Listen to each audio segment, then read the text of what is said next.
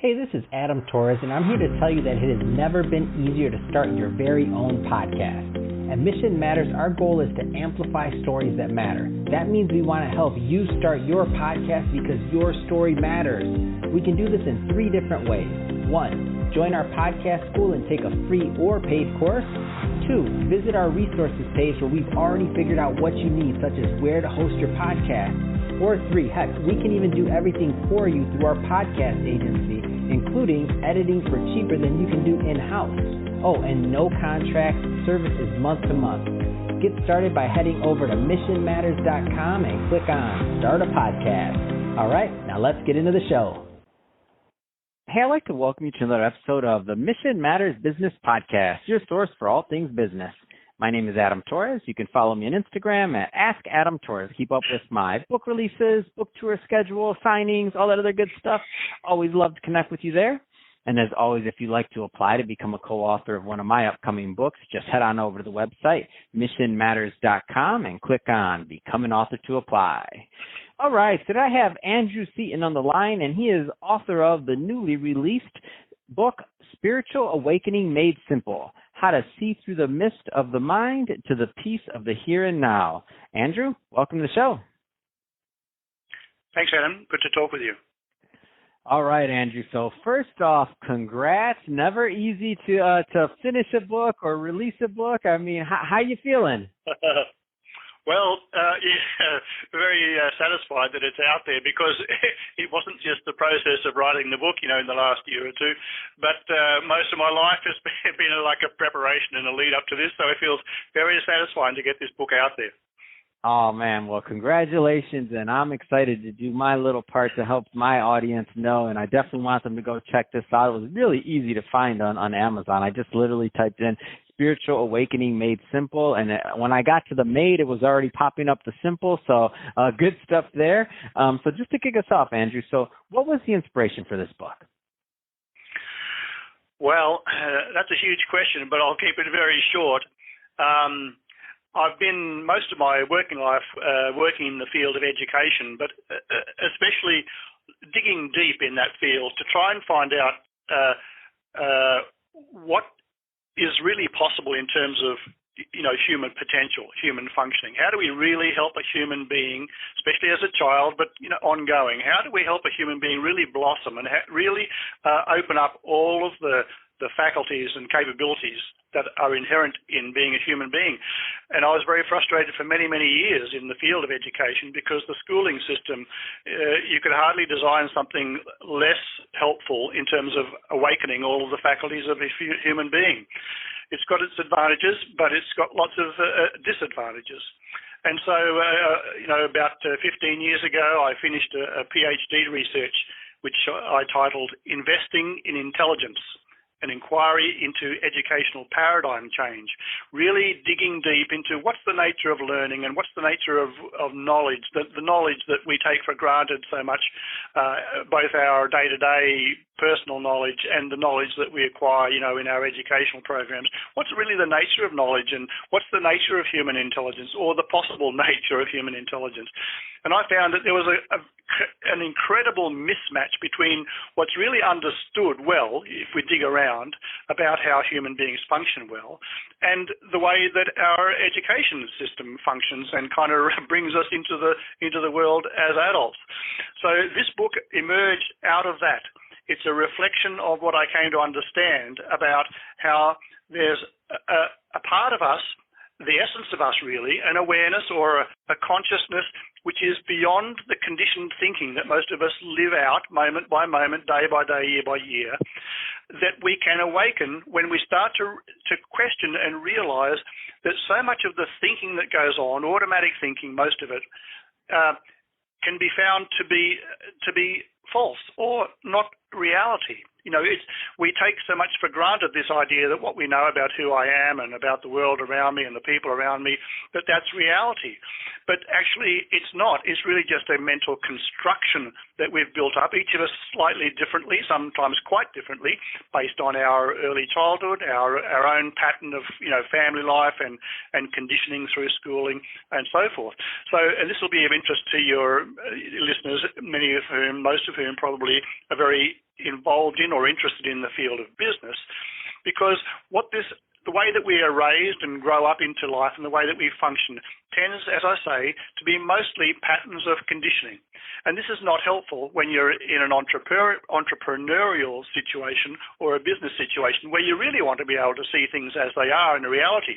You don't want to be, confused or tricked into misperceiving what's going on within you, and you don't want to be misperceiving, where other people that you're interacting with are coming from, and what patterns they may be playing out that aren't all that authentic. So this book, Spiritual Awakening Made Simple, came out of this long search that I've had into how do we help a human being really wake up to the creativity and the peaceful contentedness and the intuitive capacities that are within us, but which are so seldom realized. So I want to give the audience just a feel for the kind of the flavor of the layout of the book. So can you share with us, not to give away too much, but I want to give them an idea. Can you share us one of the stories maybe or lessons from the book that just kind of that you think would be a good kind of like intro to what people can expect overall for the content? That's probably one of the toughest questions I've been asked, Adam, but I'll try. And I'll throw this out there, Andrew. It's not a tough question. It's a terrible question. It's like saying, Adam, have me choose between my kids or something else that you may like in this list. It's the worst question ever, just to be clear. But I do understand that, I want people to have a little bit of the flavor of the book.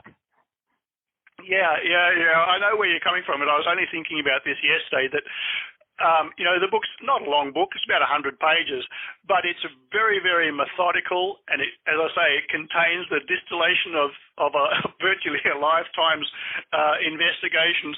And so I was only thinking yesterday about how in an interview, you get a question about this, or you get a question about some statement that I make in the second last chapter, and you think, how am I going to answer that? Because all the previous chapters have been laid out in order to be a foundation for the statement that I make in that second last chapter.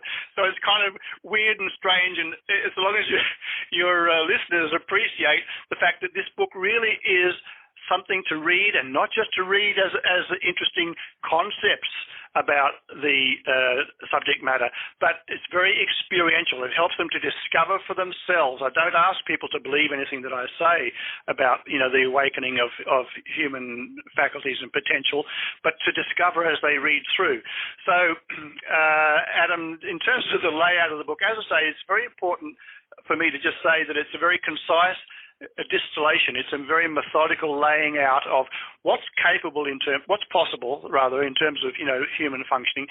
How did we come to be so much constrained by conditioning, and how does it actually work that our conditioned patterns of thinking and behaving and emotional responses to things, how does it happen that they tend to play out and create our life experience? And then when I've laid that foundation, then I lead people through a variety of ways that they can understand, but also then experience, and little methods that they can use to start unraveling and dissolving those patterns, particularly as they arise in our day-to-day experience. As they arise, how do they unravel an assumption that they've been making about themselves, for example? I'm not a person who's successful in business. A lot of people grow up in a family background where that's the kind of dominant theme. And so when they go into business, perhaps, and most of those people kind of tend not to, but if you go into business, then you've got to confront all this patterning and conditioning about, the kind of person that you are and what you're actually capable of, and are you really capable of being a successful business person? So these kinds of thoughts, I show people how to look at them, question whether you know for certain that they're true. Very simple ways to show that there's no way you can ever know that these thoughts are true for sure, and often very simple to see that there are ways that you can know that the opposite could equally be true. And so I lead people through that, and then into how to really feel able in day-to-day experience to question any thoughts, especially ones that are troubling them or confusing them.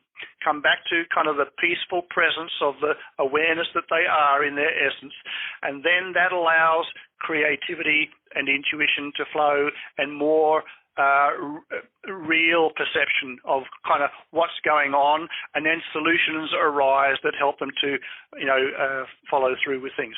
Now, you asked for a specific example. Let me give you a very quick example that I do give early in the book about how our perception that we so often take for granted, I'm looking at something, I'm reading something, I'm hearing something, and we think that what we're taking in is the way it is. But no, human perception is very, very interpretive and selective. And one illustration I give in the book is about how years ago I saw a science show on TV where they gave this experience. They showed a short video clip of two basketball teams, one dressed all in white, one team dressed all in black, and each team had a basketball. And so as the teams and the members of each team milled all around each other quite quickly, each team was throwing their basketball only to members of their own team. And the studio audience and the people at home were asked to count how many times does the white team pass their ball to each other. So I watched really closely and I counted 24 passes, I think it was. And then they stopped the video clip and the presenters asked the audience, how many people counted 22 passes? Yeah, a few hands went up. How many counted 23? How many counted 24? And most hands went up for 24. And the presenters really congratulated those people. And I'm sitting back thinking, wow, how good am I? I got the right answer, 24 passes. And then some guy in the studio audience says, well, excuse me, but I saw a gorilla. And everyone looks, surprised and what's this guy on about, and the presenters kind of tease him a bit. And then they said, well, really? Oh, well, let's have a look at this video clip again. And so they replay and they emphasize, this is the exact same clip we just played. And lo and behold, there's this guy dancing around amongst the two teams of basketball players dressed in a black gorilla suit. And nobody except this one person in the audience saw this black gorilla. And there's a beautiful illustration of how selective our perception is, because if it's not related to your interests or your expectations, we tend not to see things. We tend not to notice things. So, and this is so important in business, of course. You'd be very cautious about what you're expecting to perceive, because you'll tend to perceive that, even though there may be other stuff that would be most valuable for you to notice, but you're just kind of screening it out. So my book is a way to help people to get used to, in an ongoing way, more and more lifting themselves out of the perceptual habit patterns that all of us, grow up into. Oh, that's awesome. I love it. And that's a great example, and that's exactly what I wanted from you. I wanted something that's going to make somebody listening to this say, oh, man, this is a great book, number one. I need to go out and get this, because that's what I want people to do. I want them to head on over to Amazon and to check this out. So that being said, so Andrew, if somebody is listening to this and they want to connect with you or they want to learn more about the book, what's the best way for them to follow you overall?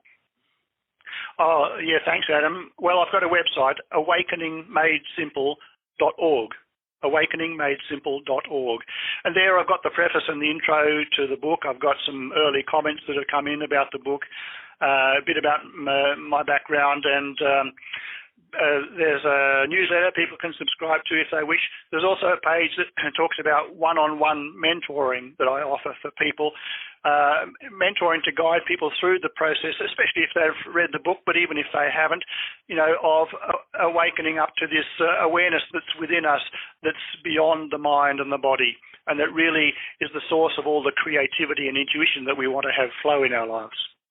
Fantastic. Well, Andrew, congrats again on bringing out this book. Never an easy thing to do, as all the authors out there listening know. So congrats again, and wishing you much continued success. And to the audience, as always, thank you for tuning in. Hope you got a lot of value out of this. If you did, don't forget to subscribe to the podcast, leave me a review in the Apple iTunes Store. And if you're watching this on our YouTube channel, Mission Matters Business, definitely give us a subscribe there, but also leave us some comments on the video. Love to know what kind of projects and things that you're working on. And Andrew, thanks again for coming on the show. Thanks, Adam. Thanks for the invitation.